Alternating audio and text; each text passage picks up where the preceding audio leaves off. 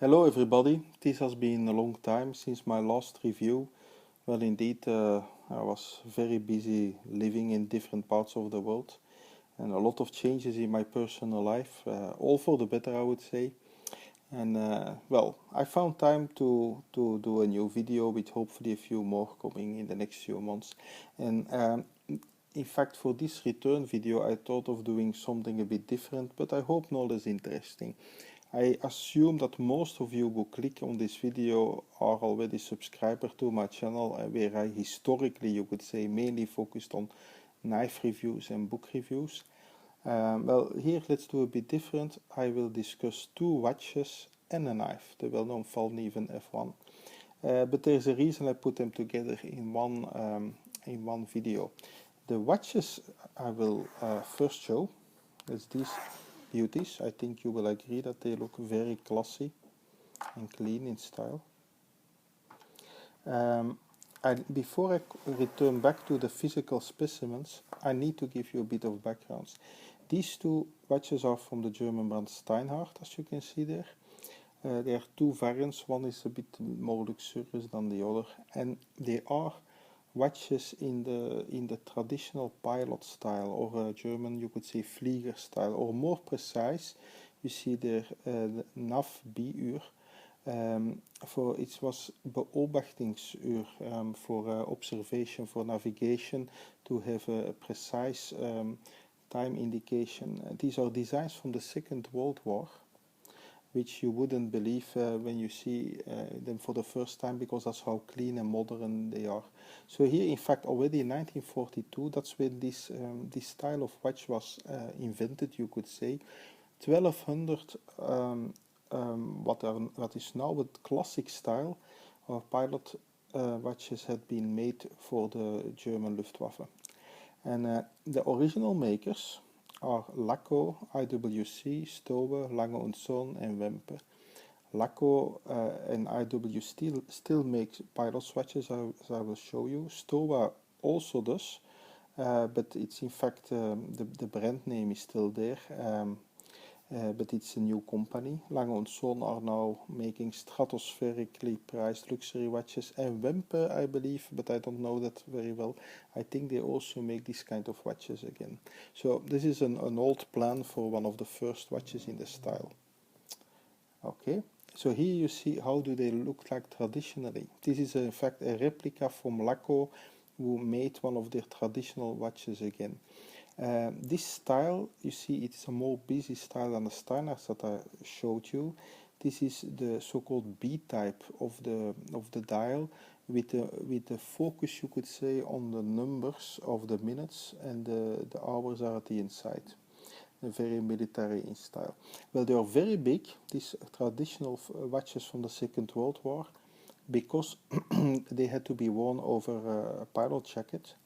That's why around 55 millimeters. Inside was a high quality pocket watch movement, so high precision. So big is 55 millimeters more or less. A big crown there to wind, so that you can easily, even with pilot gloves on, wind them. Also luminous material. Okay. Now, okay, luckily these days there are also smaller ones, as I will show you, because you can find this style in fact from different brands these days. But here are a few more pictures from the traditional big style. The one at the bottom right is from Lange & Son. This is a real vintage one. That's from a museum picture somewhere from the Second World War. But the ones that they make now, like the one on the previous picture, still looks exactly the same. And here you have the A dial, which is the more simple dial, like you could say a traditional watch, and that's the two that I will discuss have this dial. But this is again, these are big ones, these two. Especially see that guy's puny arm compared to the watch is quite something. So indeed, as I mentioned, you can buy them, these watches, still from different manufacturers. And I have here, just as an illustration, I've got here an IWC catalog, and let me show you. I mean, they have never stopped making pilot watches. Here you see, this is clearly the same style. Well, quite luxurious as everything that brand does, but it's clearly the pilot style. Yeah. with, I forgot to mention that, the little triangle there that you see so well, this was there so that you can see what is the upward position of the watch immediately when flying in the dark. So the triangle with the two dots is a typical for this style of watch. Now, so indeed, so this is still one of the original brands that makes them, and as I said, Laco also makes them still, and Stowa, you can also find them. I will now, however, discuss the Steinhart brand, and I will have here the fact sheet next to me because that's easier. I will first discuss this one. I think you see it's a very beautiful one. Typical about the brand is that it's Steinhart is small, mainly internet-based brand, you could say, because they have only a few shops in the world where you can buy them. But that allows them to operate with very little overhead compared to, for example, well, let's say Omega, who have boutiques everywhere, huge marketing, advertisements with Daniel Craig, etc. Well, this is one of those interesting small brands that don't do all of that, any of that. But the result is that they can offer you a tremendous quality price, in fact. That is what is so interesting about this brand. Steinart, by the way, is German, but the watches are made in Switzerland by an OEM partner. So this one, that is this one is already a long time in production at Steinhart. And what are some of the characteristics? I put them on the slide because otherwise I will forget one of the key things to mention them. Well, these are in 44mm diameter. Is that big? Well, my wrist is around 7 inches if you put a meter around it. So I think it's not a small watch, but it's very wearable. Of course, also because you see the lugs here, they go down towards your they go down there towards your wrist, which makes it fit pretty well. So 44mm. The height is 14 and a bit, right? 107 grams, and you feel that it's not very light, but it's okay. The lugs are 22mm, which is a practical size. You can easily find various straps for it. The dial, sorry, not the dial. The crystal is slightly domed and is sapphire. So it's not a cheap mineral glass. It's sapphire, and it's made anti-reflective at the inside, but not at the outside. So that's why, well, there is here quite some artificial light. You still see it quite a bit reflecting, but during normal daylight you will not really see that. And it has luminous superluminova all over, of a reasonable quality. I mean, it's reasonable. It's not like a Seiko, but it's reasonable. Okay. What else? Well, the strap is, I think, pretty nice. It's a pretty good material that they use. Pretty good thick leather, nicely supple and still sturdy. Also, the two rivets here are very typical for the style. As you can see, the clasp here is signed with Steinhart. Good. And here at the back there is an engraving of a pilot, Steinhart Nav B-Uhr. Okay, quite good. In fact, so everything on the dial is printed with the luminova effect, so it's not like a high expensive watch with applied numbers or so. I mentioned this because there is a difference with the next watch that I will show you. The bezel has been brushed, so satin brushed is quite matte steel like the whole watch. The crown is indeed quite big, but doesn't have that typical onion shape that some of the traditional fliegers have. So all in all, I mean, this is pretty good. And the movement, I forgot to say that the movement is the ETA movement, ETA 2824. If you are a bit into watches, you will quickly learn that that the ETA movement is used by lots of smaller watch manufacturers and even bigger ones. This is a movement from the Swatch group that like Omegas in the past had ETA movements, but many smaller brands have ETA movements. So, and you would be surprised in how much you sometimes have to pay for a watch with the same movement as in here. To be precise, this ETA movement comes in the elaboré grade. So ETA movements come in a few quality and decoration grades. Elaboré grade well, should give you many years of good performance. And also, since the movement inside is so ubiquitous, it will be always easy to service. Yeah, and the hands, look here, the hands. Let me see. Oops, sorry guys, sorry. Let me see if I can focus a bit better. You see they're blue at the edge. Now that's a bit a concession to the price, because these are chemically blue. In fact, they're painted blue at the edges. The more expensive pilot watches like the Laco, but Laco costs more than double this for a similar size. They have thermically blue hands, I mean with heating that it turns blue, which is more beautiful. But okay, this is still very nice. So best of all, how much would this cost when you see this? I mean, cost, this is really quite a nice European-made product. Well, it costs less than 400 euro. I think that is quite impressive. Let's now look at the other one, and then we can make a few better comparisons. This is the premium version. It's introduced not so long ago, with here also a picture. So what are the most important characteristics? Well, at first sight they look very similar, right? The strap is a bit different, a bit simpler here for better or worse. By the way, these also look very good on a traditional brown leather strap. Okay, now look what is interesting. The cheaper older one is a sterile dial. There's no brand name, but here you see the Steinhart name and logo there on top. So it's still very discreet. It's not shouting at you. This premium one, by the way, it's less than 500 euros. It costs around 100 euro more than the one at the left. But so what do we get? Is it worth it? Well, you notice already, very visible, the hands have a golden edge. Now, I must say, initially when I saw them first on the internet, I was a bit skeptical, because traditionally they have to be blue. But in the end, I think it works very well, the gold. It goes very well against the black. And this makes this watch both, I would say, sporty and casual.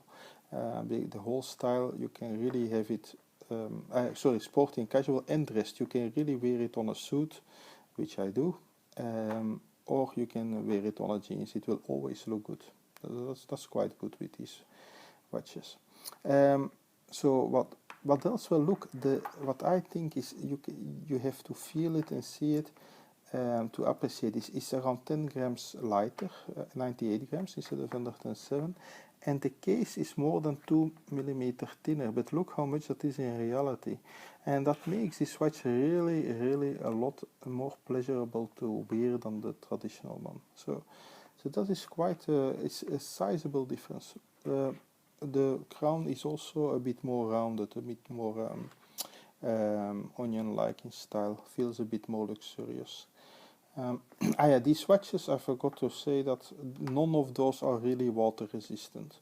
Yes, you can wash your hands, or if it rains it will not be a problem, but you shouldn't swim with it. I will in later videos I will discuss watches with which you can swim very deep if you want to. Now let's look at the back. And that's also a difference with this one. Here you see the movement, while the cheaper one you don't see the movement. Here the movement is behind this sapphire, I think it's sapphire glass, also I forgot, cover. And this is not an ETA movement. This is the Soprod A10 movement, which is reputedly said to be of a very good quality. And it's quite nicely finished with some blue screws and so on. And you see the golden part is the rotor that will wind the watch. Here you see the balance wheel shaking, which every watch lover loves. Both watches, by the way. So you see, indeed, I forgot to stress that they are indeed automatic watches with a nicely sweeping second hand. So it goes very smoothly. That once you have that, you will say that having a quartz watch that jumps once per second suddenly seems a lot less charming. Also typical for the style is a very long second hand. You see, it almost touches the edge of the case, so you can really precisely see the seconds. That's also very traditional. Both watches, the movement of both watches beats at 28,800 beats per hour, or 8 ticks per second. You could say that is the reference signal that with that little vibrating element is generated. And both are really pretty accurate. I mean, you know, in theory, the Soprod A10 at the right is a higher quality, but both are only off a few seconds per day. And if you're really a maniac, you can, for example, when you go to sleep, you put it out and you can try to put it like this, or like that, or like that, and then you will see that some positions have a slightly different effect on the timing, which is normal. These are mechanical things, so that you can really really have only a few seconds per month, sometimes even if you depending on how you hold them. But also because they're mechanical watches, the regulation has a higher influence, in my opinion, than the movement itself. Both will beat for around 42 hours or so of the wrist. So after 42 hours they stop. Probably that the Soprod, even after 40 hours, will still be pretty accurate. When the ETA, I have the impression, will start to lose a bit more time. So that's a different. Be a bit more inaccurate. That's the difference between the quality of the movements. That the higher quality, even if you don't wear it, keeps the time very good until the end. So, okay. So in general, I would say this is really quite an upgrade. And look here how nice it is on the wrist. It's really lovely. And you know what? When I had I had originally this one, which in fact I will give it away. This one too. It will be a birthday present for somebody.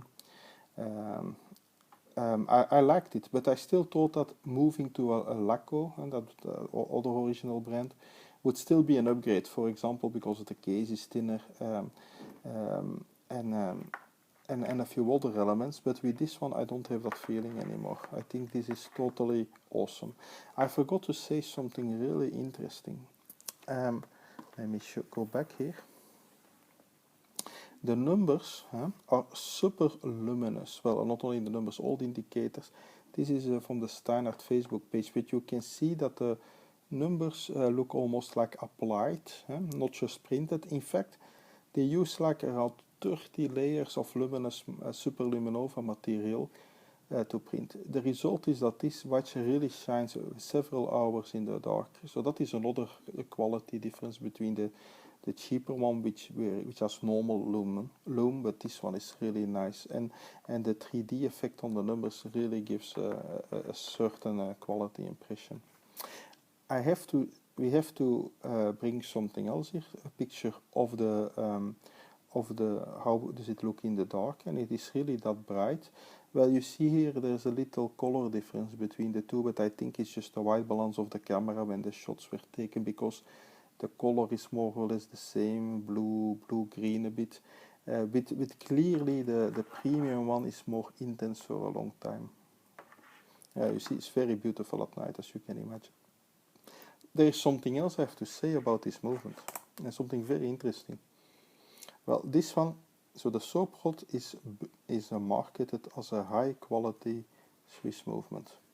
What the watch freaks found out, and that's what you have on these forums, nothing will ever stay really a secret, that in fact it is shockingly obvious that this Soprod movement, which you see at the top, is in fact at first sight and at second and at third sight is very, very similar to a certain Seiko movement. 4L something, I forgot the exact indication, which Seiko uses in the high quality Credo range, or used.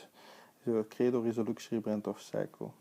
So most likely, but because the company here seems not to clarify, according to my research, most likely it is indeed a Japanese Seiko movement that is made under license, or maybe assembled with some Japanese parts in Switzerland, because otherwise it could not have the Swiss made in Switzerland indication. But for me, well, if you're a bit busy with interested in watches, Many people think how superior the Swiss watch industry is. I'm not so convinced. I think Seiko makes fantastic products like it's shown now. And for me, in fact, it's a quality indicator that Seiko uses one of the higher quality movements, which is graded somewhere between the current mid-range of Seiko, you could say, and the Grand Seiko movement. To have that quality in a Steinhart is, I think, a very, very good thing indeed. But so okay, so that was an interesting aside. I think for me this is really worth. I mean, the extra price. Again, this is less than 500 euro. I think it's an absolute beauty of a watch and keeps time very good. Let's say 2 seconds per day or so. Well, very wearable, both under a suit or casual. So. For now, enough with these watches, beautiful as they are. I will now go to the last part of this review, is discussing the knife for this video, the Fallkniven F1. So yeah, those who are traditional subscribers may indeed have been waiting already for a long time for this. So the knife I will be discussing is this one, Fallkniven F1. Here's the real one. A few details before I tell you more. 210 mm long, 97 mm blade, sorry about that, 4.5 mm thick, that's very thick, very, very thick, 150 grams, but very nicely balanced, very nicely balanced in the hand. It doesn't seem so 150 grams. And VG10 steel, but laminated. So VG10 is a very good quality Japanese steel, but it's used at Hockwell 60, I believe, and it's used for the inner core. And if the iPhone picks up the resolution, you will see a line here. Above that line is the inner layer where you have VG10 steel. The outer steel is softer. Might even scratch a bit and is more rust resistant. It's probably something like 420 steel, a standard steel which is very rust resistant. So this knife, specifically for this video, because this is the survival knife of the Swedish Air Force. That is why I thought this is nice to bring this together with traditional pilot knives. But this is a modern survival knife. So why is it a survival knife? Well, because in essence it's indestructible. The 4.5 mm already gives it away. It's also full tang, meaning for those who are more into watches and not into knives, it's one piece of metal here that goes through the rubber handle and ends up here. So you can use this part as a hammer even. And also because it's so strong, you could, for example, put this knife on a wooden block and with another wooden block tap on it to make smaller pieces for making a fire. Also here, the top edge is in fact relatively sharp. This square cut of the steel is relatively sharp, meaning if you're handier than I am, you can make sparks to start a fire. But in general, even if you're not a pilot crashing somewhere in the wilderness, it is a very, very good outdoor knife because it's so indestructible and multifunctional, and also light to carry. So if you like to cut things while on holiday, or you could say even on a barbecue, because that's usually where my lighter use is limited to, is usually barbecue or some occasional wood cutting. It will be excellent for that. However, for barbecue, perhaps something to keep in mind, the 4.5 mm thickness means, as I mentioned, it's indestructible. But if you want to make thin slices of your meat or tomatoes, you will find that the thick blade splits the fruit in two, so it's difficult to make really thin slices. So that you have to know. But otherwise, it's really a seriously good universal knife, and it's a well-deserved bestseller. Designed in Sweden, so as I mentioned, in close cooperation between the Fallkniven company and the Swedish Air Force, but it's made in Japan. up to a very, like all the Fallkniven knives are made in Japan, and up to a seriously high standard. There's nothing to say about that. You can find a few variants of the knife with a more luxurious handle if you want to, with a black blade, and here you see the holster.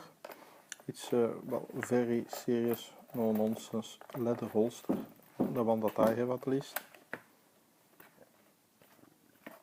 as you can see. But it also comes, if you want to, another variant comes with a plastic holster, a plastic kydex, a very good kind of synthetic material. It's depending on what you like, but this is very good for general outdoor holidays, you could say. So I can, if you are not really into knives, but you want one sturdy fixed blade for general holiday use, this is well one of the very best ones that you can buy. You will not be able to break it. It's very, very pleasant and light in the hand. You can do more or less everything with it, as long as your culinary ambitions are not towards the most refined production. Really quite something, and I think fitting to conclude the discussion of two pilot knives, pilot watches, I mean, is to use a pilot knife. So here, I hope you found this interesting.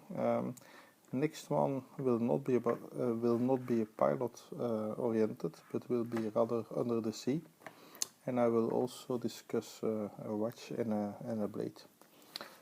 But specifically then for divers. So in short, I think as a summary, I hope this was a good overview. First of all, the traditional pilot watch in two very affordable variants, but especially I would say the premium variant, still under 500 euro, that's like 650 USD, of an extremely good standard, because of Steinart, very good quality price. Also the introduction maybe to investigate micro brands which do not spend a lot of their budget on advertising and marketing, but rather on pure value. So you can, it's not the only of these kind of small interesting brands if you're into watches. And then yes, the Fallkniven F1, excellent outdoor knife. If it's good enough for Swedish pilots, it's probably good enough for you. Okay. Thank you and see you next time. It will not be so long as my previous video, but feel free to leave feedback. Have a nice day.